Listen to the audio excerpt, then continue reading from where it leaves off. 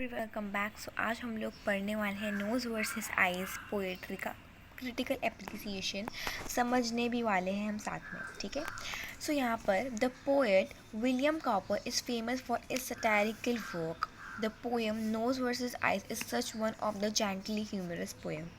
सो यहाँ पर सटायरिकल मतलब क्या ना कि ये एक क्रिटिकल सा जस्टिस जो है, जुडिशियल सिस्टम जो है, उसको उसके अगेंस्ट रख के विलियम कॉपर ने ये वाला पोएम लिखा है, ठीक है।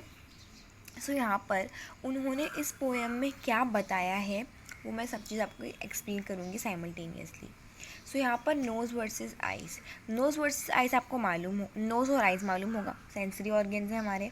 यहाँ पर एक झगड़ा चल रहा है ये दोनों के बीच में कि जो स्पेक्टिकल्स होता है, जो चश्मा होता है, ये एक फालतू का अपसर्ड डिस्कशन, एक अपसर्ड आर्ग्यूमेंट चल रहा है इन दोनों के बीच में कि हु डिज़र्व्स स्पेक्टिकल, मतलब ये किसका किसकी चीज़ है, किसकी, मतलब यू कैन से कि किसकी प्रॉपर्टी है स्पेक्टिकल। ये नोज़ की प्रॉपर्टी है या ये आइज़ की प्रॉपर्टी है। देखा जाए साइंटिफिकली ये क्या है, ये एक आइज़ की प्रॉपर्टी होनी चाहिए बिकॉज आइज़ नीड देम, ठीक है। Eyes are weak, so I have to wear that spectacle so that we can get the clear vision. Nose claims that कि उनका जो नाक है, हमारे फेस पे जो नोज़ है, उसकी वजह से ही स्पेक्टिकल्स टिके रहते हैं फेस पर। सो वो नोज़ की ही प्रॉपर्टी है स्पेक्टिकल्स। तो यहाँ पर हम पढ़ते हैं the poem nose versus eyes such of the gently humorous poem. एक फ़नी वे में इसको बताया गया है।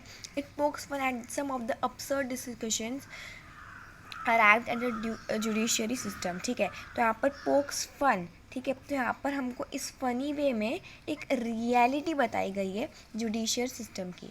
When the law is applied without the human discretion and thought, जब लॉ को अप्लाई कर दिया जाता है बिना किसी का डिस्कशन लिए। The nose and the eyes are the sensory organs that symbolise the human behaviour, मतलब ये दोनों सेंसरी ऑर्गन्स ह्यूमन बिहेवियर को एग्जामिन कर रहे हैं, ठीक है। The theme is about the typical human behavior in society which is greedy. People who grab something which is not theirs and deprive those who deserve it. मैंने आपको बताया कि नोज़ जो है वो क्या है, उसको मतलब उसको है कि हड़पना है उसको कि स्पेक्टिकल मेरा है, बट स्पेक्टिकल्स किसका है, आइज़ का है। बट क्या the theme is about the humans behaviour which is greedy. Nose क्या हो रहे हैं, वो ग्रीडी हो रहे हैं बिकॉज द पीपल हु, मतलब इसको क्या एग्जाम्पल दिया गया है कि ह्यूमन बिहेवियर भी ऐसे ही होता है कि people who grab something which is not theirs and deprive those who deserve it. मतलब क्या कि वो है तो आइज़ का ही, बट जो डिज़र्विंग है उसको वो चीज़ नहीं मिल पा रही है, ठीक है। ओके, जो पोएम है it is a stanza of 4 lines, first and second and the third and fourth, sorry first and third and second and fourth, ठीक है।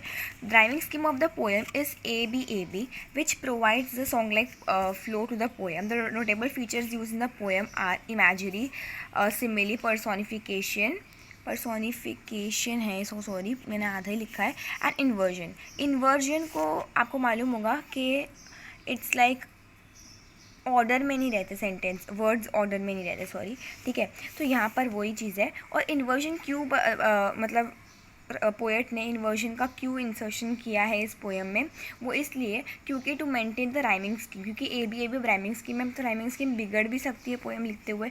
सो इन्वर्जन का इंसर्शन करना ज़रूरी है and to add the poetic effect. The highlight of the poem is the personification of the eyes, nose, tongue. तो मैं आपको बताना भूल गई। तो यहाँ पर जब नोज़ और आइज़ के बीच में जो ये चल रहा है वो एक कोर्ट में चल रहा है जिसमें ये दोनों अपना अपना बता रहे हैं। बट ये दोनों को, जैसे हमारा क्या होता है कि हमारे यहाँ लॉयर्स होते हैं, राइट। तो यहाँ पर लॉयर जो बना है वो एक टंग है। टंग जो है वो रिप्रेजेंट कर रहा है ह्यूमन को, जो कभी अपना साइड इस तरफ ले लेता है, कभी अपनी साइड इस तरफ ले लेता है। मतलब क्या, वो एक जगह पर नहीं है, वो जब अपना मतलब आए तो वो इधर, अपना मतलब आए तो वो इधर, ठीक है। तो मतलब क्या, टंग एक लॉयर बन रहा है, एक कभी वो नोज़ की साइड में है, कभी वो नोज़ की तरफ से बात कर रहा है और कभी वो आइज़ की तरफ से बात कर रहा है। बट पोएट विलियम काउपर ने जो बताया है वो सिर्फ उन्होंने नोज़ की तरफ से ही जो टंग ने बोला था वो बताया है। माइंड भी उन्होंने इसीलिए नहीं बताया क्योंकि टंग ने क्या किया होगा, मतलब ये मैं ऐसा बता रही हूँ बट एक्चुअली पोएम है ही ऐसी। सो आपको फ़नी लग रहा होगा कि मैं कैसे बात कर रही हूँ, टंग ने ऐसा किया होगा, बट ये ऐसी ही पोएम है, पर्सोनिफाइड है, ठीक है, समझो। ओके, तो यहाँ पर क्या हुआ है, टंग ने जो साइड है आइस की वो कम ली थी क्योंकि वो चाहता था कि नोज़ जीते, ठीक है।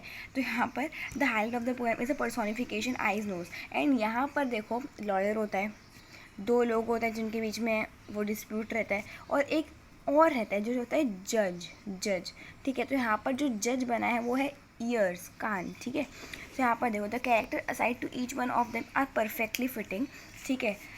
The poem is unique and that it is a gentle criticism of the judicial system. एक यूनिक पोएम है और एक क्रिटिसाइज़ कर रही है जस्टिस सिस्टम को, जुडिशियल सिस्टम को। Criticism of the judiciary is dangerous, वो criticism of the judiciary can be dangerous and could even land person into problem. But the poet has been use in the mocking style, जिसने मतलब उन्होंने एक मॉकिंग style वे में इस poem को बताया है, जिसने किसी को ऑफेंड तो नहीं किया बट पूरा ट्रुथ इस पोएम में बता दिया गया है। The message of the poem gives in this poem is the judge verdicts should keep in mind that the human values are not just arrived at decision. यहाँ पर एक और एक आपको decision on the books purely based on law books, ठीक है। उसके बाद यहाँ पर देखिए the poem reminds us one of the hypocrisy and greed. The poem remind us one of the hypocrisy and greed in the people to grab something which is in theirs. It shows how weaks are unable to defend themselves though they are on the right of the side, ठीक है। तो मतलब क्या कि eyes are right, eyes are correct, but they are weak, so they are not able to defend themselves, and nose are such जिससे मतलब इसको ऐसा मैं क्या बोल सकती हूँ, एक विलन के तौर पे बताया गया है कि नोज़ को कोई नीड नहीं है स्पेक्टिकल्स की, but they are actually fighting for the spectacle, ठीक है। सो आई होप आपको समझ में आ गया होगा। I am so sorry for the video resolution in this video, please try to increase it at the end. मैं एट द एंड बोल रही हूँ। Thank you so much, bye, take care and please comment down for more videos option.